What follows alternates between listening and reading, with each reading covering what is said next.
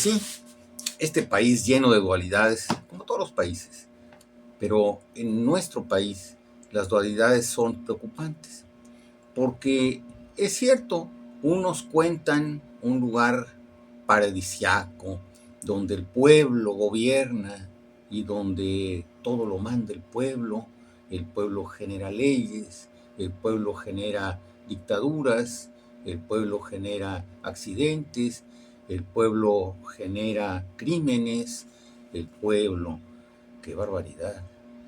Y por otro lado, tenemos otra visión del país en el que se contempla una mentira repetida por el gobierno tantas veces que quieren hacer creer que es real, pero curiosamente la realidad, la que tenemos todos los días, la que se topa en el territorio, le llaman los políticos, esa realidad es muy distinta de lo que nos están contando desde un gobierno.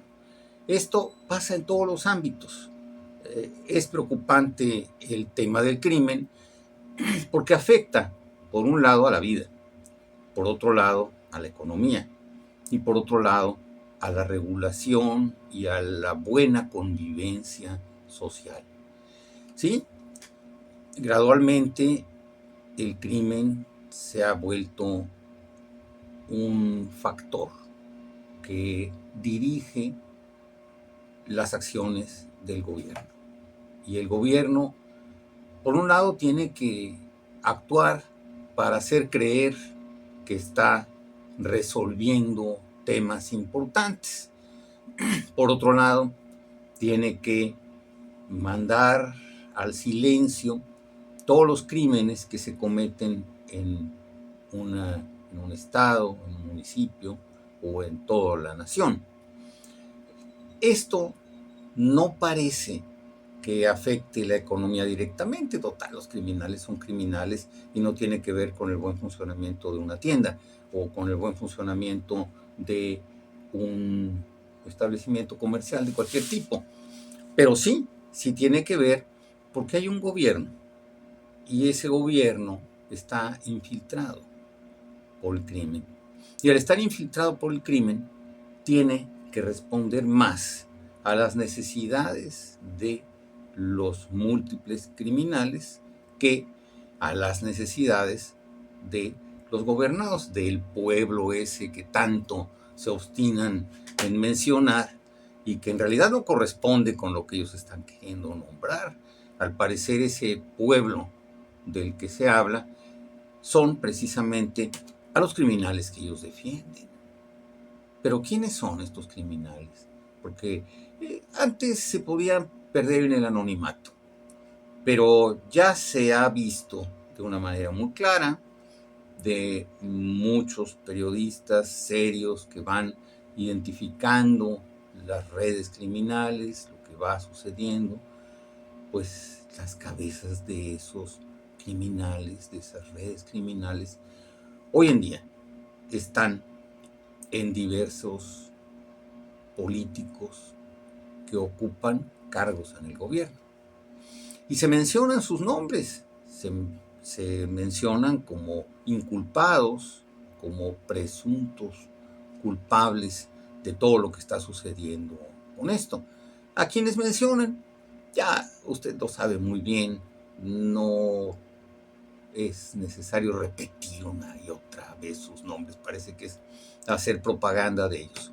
Pero hay un senador, hay el hijo de un expresidente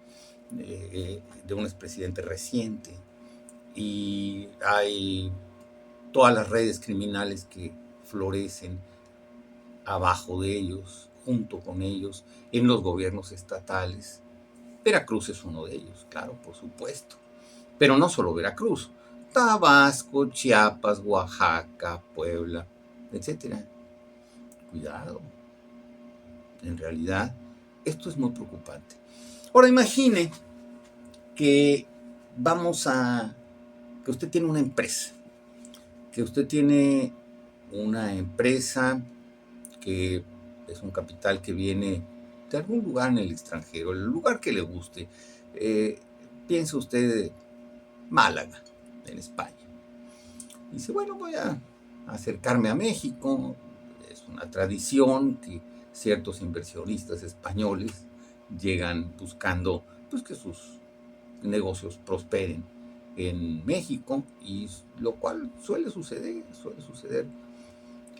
Solía suceder más frecuentemente antes, bueno, en los horizontes actuales también. Y pues usted es un empresario que decide que va a poner una sucursal en México, porque ahí hay facilidades. ¿Cuáles facilidades? Hay energía eléctrica suficiente, porque si se trata de panadería, parte de sus equipos de horneado son eléctricos y tienen consumos elevados. Hay suficiente energía. Esto en el verano también, para que sus trabajadores pues tengan frescura en el establecimiento donde laboran, jornadas a veces largas, porque pues en sus reglas internas de la empresa hay las opciones para que quien quiere trabajar jornadas más extensas lo pueda hacer. Pero bueno, hay muchas reglas de su empresa que funcionan en su país, que funcionan en otras partes. Y en México, bueno, pues en México, ¿por qué no habrían de funcionar? Si se supone que es un país que tiene convenios de derechos humanos internacionales, que tiene, pues, aparentemente un sistema jurídico que pues, la ley es pública y es para todos, no solo es para el que la formula, sino es también para el que se ve afectado de alguna manera por esas leyes. Bien, aquí de repente nos detenemos. México tiene sí un sistema jurídico, pero hoy en día no tiene esas condiciones. Hoy en día parece que vamos desde arriba hacia abajo. La Suprema Corte, que era muy respetada a lo largo de la historia de México, ha sido el órgano de justicia más respetado en el país. De repente hoy es un folclore. De repente hoy, vaya, es algo lindo para el que le gusta la literatura, porque se va a encontrar personajes que son de carcajada, todos ellos parece que fueron creados para ser bufones. Y bueno, pues esto es algo muy triste, pero así pasa. Y no hablo de ellos, de uno o de dos, todos, absolutamente todos.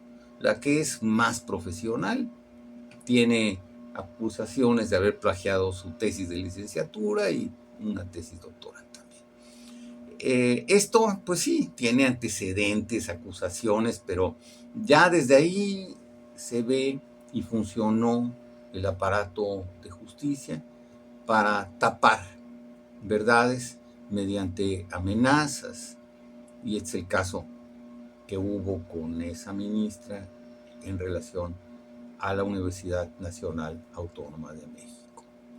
Pero yendo a otros temas, pues es una corte que de repente persigue casos ya cerrados, los vuelve a abrir para perseguir a algún personaje que está siendo usada pues, por los intereses políticos, que en realidad obedece a la necesidad de exonerar. Una ministra decide que uno de sus hermanos debe ser exonerado de una deuda que contrajo en el ISSSTE, y bueno, decide exonerarlo, punto y aparte, ya en el papel, y ya estuvo, y ya es una sentencia de la Suprema Corte.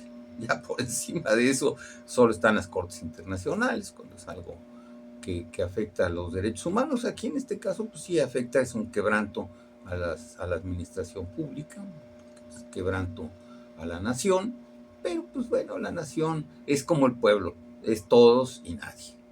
Y pues desde este ángulo que lo ven, pues es nadie. Imagínense, con esta situación tan folclórica, usted va a estar pensando en invertir $5,000 millones y se da cuenta de que el circo está muy bonito, pero si usted pasa a ser parte del escenario del circo, no está agradable, no está razonable, no está defendible. Pero bueno, a lo mejor a esas costumbres que hay a la mexicana, usted las conoce, siempre las ha habido, siempre hay el compadre de un compadre que tiene un amigo, que tiene un político que está ahí. Y bueno, sí, por ese lado, ahí están en el candelero y entra usted en esa red negra. Y en esa red negra, pues igual que ahí está su negocio, pues llegan muchas amenazas, muchas extorsiones, muchas peticiones que usted no hubiera estado dispuesto a concederlas, pero como ya está en esa red, pues tiene que conceder. Y ahí ya está. Esto es temible. Usted va a arriesgar 5,000 millones de dólares para arriesgarlos y arriesgar su vida incluso. Bueno, pero tal vez esto no es posible. Si va a haber un mundial, México tiene una tradición de varias contiendas de fútbol mundiales. Se han jugado en México y han sido dignas de todo el aplauso. Y bueno, pues ahora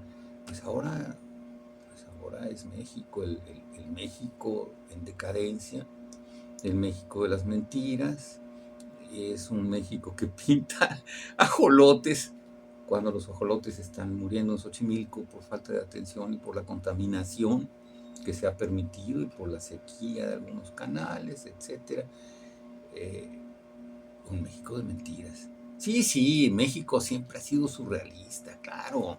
Antonin Artaud llegó, el escritor francés, pues llegó en los años 30 y se encontró con ese México mágico en el que todo es posible, en el que todo tiene un vericueto que lleva a otras dimensiones. Sí.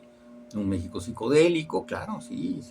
Esto es la herencia prehispánica que tiene México. Sí, pero esa no es herencia de mentiras, al contrario, es herencia de verdades a veces más fundamentales que cualquier otra verdad. Pero ese México, que es el México profundo, que ha sido estudiado por antropólogos, por filósofos, tanto nacionales como de cualquier parte del mundo, pues ese México no es el México actual. El México actual es un México de carroña. Es un México en el que los grupos indígenas son usados como un panfleto folclorizante, en el que aparecen por aquí y se desvanecen por allá, nadie los toma en cuenta, pero cuando se trata de presentar una etiqueta folclórica, pues ahí van y ahí vienen. Esto, sí, hay liderzuelos que son los que ganan con eso y a veces llegan a ser ministros de la corte, pero esto es otra cosa.